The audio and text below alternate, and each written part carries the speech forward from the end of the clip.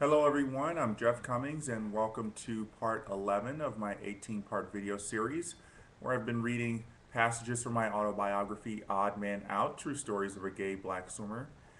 Before we get to today's reading, I have a couple of apologies. First of all, I just want to apologize for not having a video up for about a week. Sometimes life just gets in the way and before you know it, you've lost that 10-minute window where you wanted to sit down and record a video. But we're back and up and running, and we should be clear to go through all the remainder of the parts of this series. Second, I just want to apologize for the little cold that I have here. I guess it was inevitable. Everybody around me is getting sick, but it's just a little head cold, which probably will pass in a few days. Let's hope. Um, in that week between this video and the last video, I made a discovery that a lot of the people who are coming to watch my videos have been coming to me via a YouTube search. And it seems that they're using search words like gay or coming out or swimmer, gay swimmer, um, autobiography, things like that. They're trying to find, they're probably looking for something else and then watching my videos. So a huge thanks to everyone who went through all the videos on the YouTube list from their search and saw mine and said, hey, that looks interesting and I'll watch that. So a big thank you. Um, and just to let you know, after you watch the video, if I've enticed you to buy a copy of the book, you can find a link to purchase it for $20 in the description box below. If you've been watching some of the earlier videos, I said it was $15.99 through December 31st. Well, it's obviously past December 31st now, and it's gone back to $20, but still a great deal. I'll sign a copy for you, put it in the mail, and you'll have it for your collection, and then hopefully you will spread the word to your friends. So, let's get to today's reading, and it comes from chapter 10 of my book, and I guess it really needs no um, backstory. In February 2002, I had finally earned enough money to make the trip to Sydney for the Gay Games. I had signed up for the competition, and during the application process, I got knots in my stomach. Who would I meet at Gay Games? Would there be any swimmers I knew from my past swimming life in the meet?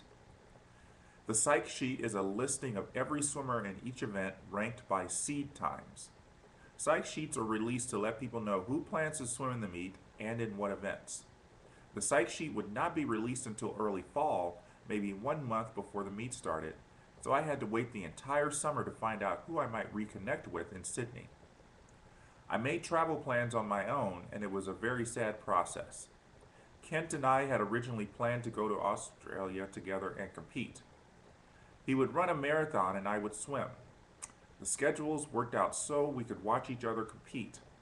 The fact that we were no longer together made going to Sydney alone heartbreaking, though a little uplifting. Was there someone I would meet in Sydney that would be the one? Since moving to New Mexico, I had managed to get into pretty good shape. I had been competing for 2 years, but the only meets I swam in were in Colorado. I had no idea what to expect from an international masters meet, which got me motivated to train hard. The psych sheet for the Gay Games was released in late September. I scrolled straight through to my events, and when I got to the 200 IM, the second event I would swim, I was shocked. I was listed as the top seed in the 25 to 29 age group. The second seed was Brian Jacobson. Brian and I were on the national junior team, and seeing his name among the competitors in the Gay Games psych sheet immediately took me back to our team trip to Europe in 1990 and Canada in 1991. Brian and I weren't extremely close back then, but I felt an instant connection just from seeing his name among the Gay Games competitors. After browsing through all my events and after getting over the surprise that I was ranked first in 3 out of the 5 events, I looked for more familiar names. And there it was in the 35 to 39 age group, Dan Veach. I let out a whoop. He was coming to the meet. I couldn't wait to catch up with him. I hadn't seen him since the 1992 Olympic trials, so we had 10 years of catching up to do. So that's just a prelude to me getting ready for the Gay Games, and I told you before I started reading that it didn't need a backstory, but I guess it did. You probably were wondering who Kent is. Kent was a man that I was dating when I lived in Denver, from my last year in Denver, from 2000 to 2001, and we had broken up in late 2001. I believe it was in September, and so as I said, we had made plans to go to Sydney together, him to run a marathon and me to swim. And after we broke up, the plans had changed. But also, I guess you need to know who Dan Beach is.